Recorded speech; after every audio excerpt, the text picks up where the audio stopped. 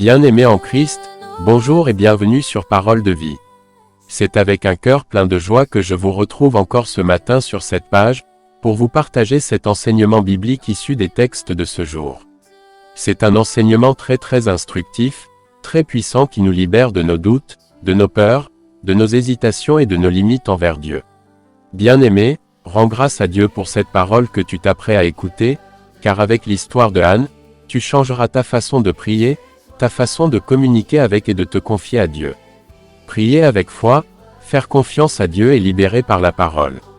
Frères et sœurs, la parole de Dieu n'est jamais théorique. Elle est vivante, actuelle, et elle touche directement notre vie quotidienne. Elle parle de nous aujourd'hui, à travers Anne, une femme blessée mais extrêmement croyante, et à travers Jésus, dont la parole libère avec autorité. Dieu nous enseigne comment prier, comment faire confiance, et comment utiliser la puissance de la parole dans notre propre vie. Cet enseignement nous invite à passer d'une prière distraite à une prière concentrée, sincère et profonde, d'une foi hésitante à une foi confiante, d'une parole vide à une parole qui construit et libère. Pour l'histoire de Anne, la prière qui naît de la douleur et de la foi. Anne est une femme qui souffre profondément. Elle est stérile, humiliée, méprisée et incomprise. Mais au lieu de se révolter contre Dieu, au lieu d'insulter et d'abandonner Dieu comme nous le faisons, elle se tourne vers lui. C'est ainsi que la Bible dit dans le premier livre de Samuel chapitre 1, verset 10, « Dans l'amertume de son âme, elle pria le Seigneur en pleurant abondamment. » Voici le premier enseignement que tu dois retenir. Dieu écoute la prière sincère. Celle qui vient du fond du cœur. Anne ne récite pas une belle prière. Elle ne fait pas semblant. Elle ne remplit pas juste les formalités, elle prie sincèrement. Elle ouvre son cœur sans masque. Dans notre vie pratique, Dieu n'attend pas des mots compliqués, il n'attend pas la récitation, ou quand on parle aussi beaucoup. Il attend un cœur vrai. Tu peux prier même quand tu es brisé. La vraie prière commence quand on cesse de jouer un rôle devant Dieu. Pour le deuxième enseignement, la prière persévérante. Anne ne prie pas une fois pour abandonner ensuite, comme nous le faisons souvent. Elle insiste, elle demeure, elle persévère.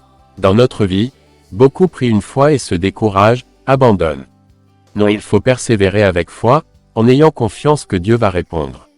Anne nous apprend que la prière est un combat spirituel dont on ne doit pas lâcher.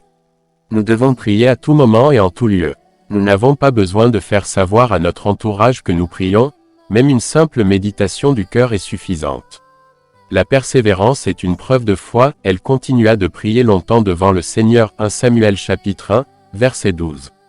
Dans le troisième enseignement, la prière accompagnée de confiance.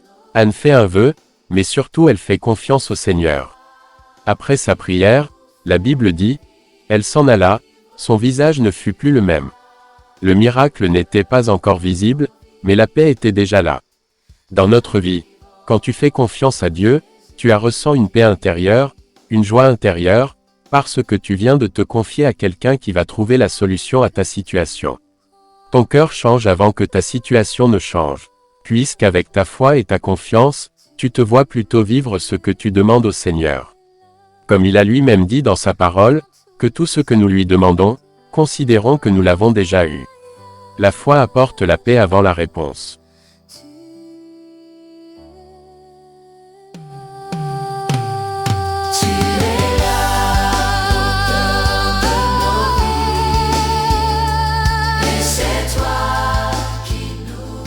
Bien-aimés en Christ, il faut louer l'Éternel.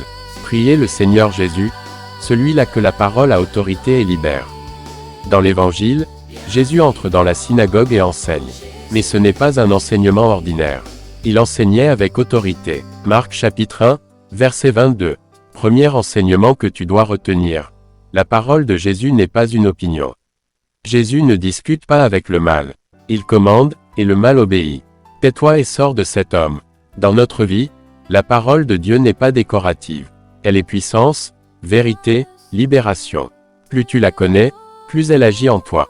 Il suffit de te nourrir de la parole de Dieu chaque jour, de la méditer au plus profond de ton cœur. Il faut la vivre et elle aura effet sur toi. Dieu a créé le ciel, la terre, et tout ce qui existe avec sa parole. Il chasse les mauvais esprits, il guérit avec sa parole. Pour le deuxième enseignement, la parole libère ce que la religion enferme. L'homme était dans la synagogue, mais il était lié intérieurement. Le message est fort. On peut être à l'église, on peut prier et pourtant être intérieurement prisonnier. Jésus vient libérer, pas seulement enseigner. Lui, comment prier, faire confiance et parler à Dieu. Comment prier comme Anne, prier avec vérité et sincérité du cœur. Parle à Dieu comme à un père. Il t'écoute. Présente-lui ta douleur, ouvre-lui ton cœur et dis-lui tout ce que tu as sans honte. Il voit ton cœur. Persévère même quand rien ne change. Parfois Dieu ne répond pas vite à nos préoccupations pour tester notre degré de foi, de persévérance envers lui, ou parce que son temps n'est pas encore arrivé. Dieu tarde parfois à nous répondre pour nous préparer à la maturité d'esprit. Approchons-nous donc avec assurance du trône de la grâce. Hébreux chapitre 4, verset 16. Voici comment faire confiance à Dieu. Après la prière, refuse l'inquiétude. Évite de douter, laisse la paix remplacer l'angoisse. Continue à vivre normalement, même encore plus dans la joie, parce que c'est un Dieu de confiance, rassurante. Crois que Dieu agit même dans le silence. La confiance, c'est croire que Dieu travaille même quand on ne voit rien. C'est croire que le problème a déjà été réglé. Pour le pouvoir de la parole dans notre vie. La Bible dit, « La mort et la vie sont au pouvoir de la langue ». Proverbe 18, verset 21. Dans notre vie quotidienne, nos paroles peuvent bénir ou détruire, encourager ou décourager, libérer ou enchaîner. Si la parole de Jésus libère, nos paroles doivent être alignées à la sienne. Parle, avec foi, avec vérité, avec amour, avec espérance, et tu verras la gloire de Dieu se manifester dans ta vie.